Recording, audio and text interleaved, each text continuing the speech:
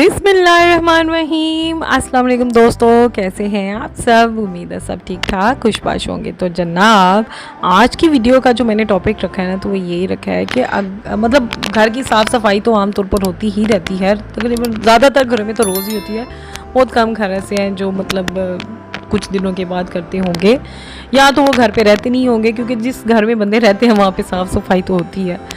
तो आम सफाइयाँ तो बंदा करता रहता है, लेकिन कुछ ऐसी काम भी हैं, मतलब ऐसे स्टेप्स भी हैं जिनको ना किया जाए तो आपके रोज़ की झाड़ू पोछे के बावजूद घर गंदा लगता है। तो उसमें सबसे इम्पोर्टेंट जो है वो ऐसी जगह होती हैं जिनको हम आमतौर पर साफ़ नहीं करते। जैसे कि कैबिनेट की सफाई रोज़ नहीं होती, सीढ़ियों को भी बंदे रोज़ नहीं साफ़ करते। डस्टिंग का भी मैंने अक्सर लोगों को देखा है, उनको ज़्यादा ध्यान नहीं देते।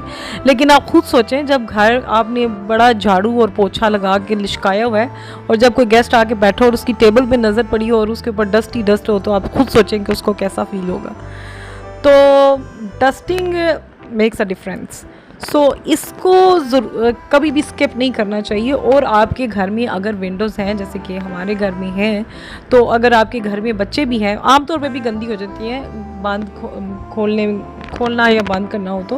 लेकिन अगर बच्चे हों तो हर वक्त उसको हाथ लगते रहते हैं, तो इसलिए इनको भी टाइम टू टाइम आपको क्लीन करना चाहिए। और आपकी ये जो पेंटिंग्स अगर घर में लगी हैं और सीनरीज है, तो उनको ज़रूर आपको ना वीक में 2 या 3 बार आपको ज़रूर उसको एक बार डस्ट कर लेना चाहिए। अक्सर लोग नहीं ध्यान देते, और वो फिर जब किसी की नज़र पड़े और वो चीज़ अच्छी नहीं लगती। हाँ, और अगर ग्लास मतलब आपके मिरर वगैरह लगे हुए हैं, तो आमतौर पर मैं धो देती हूँ। जब भी मैं सिंक या ये साफ़ करने लगती हूँ ना, तो मैं पानी फेंक के तो वॉश कर देती हूँ। लेकिन चूँकि हमारा नमकीन पानी का इलाका है ना, तो यहाँ पर कई बार ऐसे होता है कि मीठा पानी ना आ रहा हो, तो नमकीन पानी से धो दें तो वो सारे उसके ऊपर दाग धब्बे बन जाते हैं। तो उसके लिए ना फिर मैं कई बार लिंट के साथ ना 1 आध बार ना हफ्ते में उसको भी क्लीन कर लेती हूँ।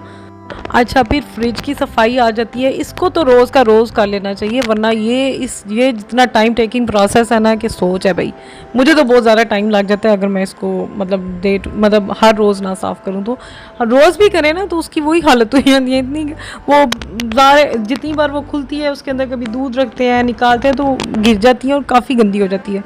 तो बाहर से तो चलो 1 आध दिन से गुजारा हो जाता है, ना भी करें तो, लेकिन अंदर से तो बिल्कुल गुजारा नहीं होता।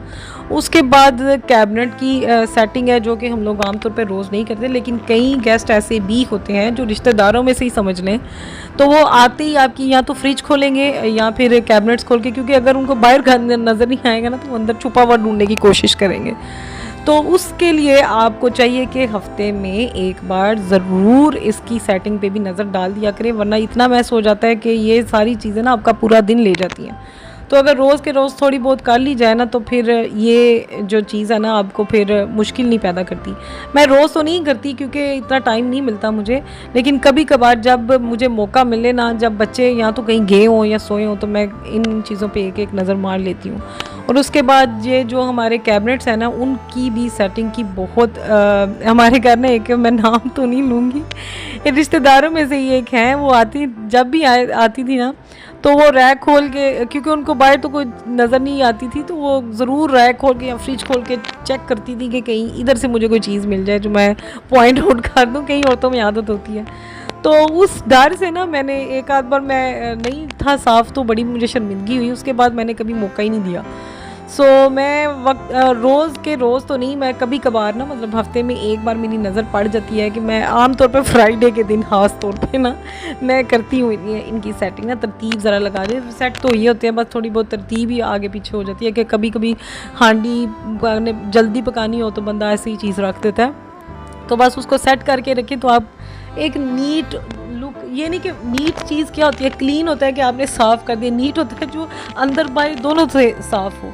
तो वो इसी तरह होता है कि आपके घर की फ़र्श के साथ साथ ना आपके कैबिनेट्स अंदर से भी साफ़ हो, तो उसको कहते हैं एक नीट घर जो होता है ना। एक आपके अगर घर में, अगर तो नहीं, मतलब यकीनन हर घर में ऐसे कैबिनेट्स होते हैं जिधर आपने ना उनको स्टोर बना लिया होता है, आप उसकी तरफ ध्यान नहीं देते।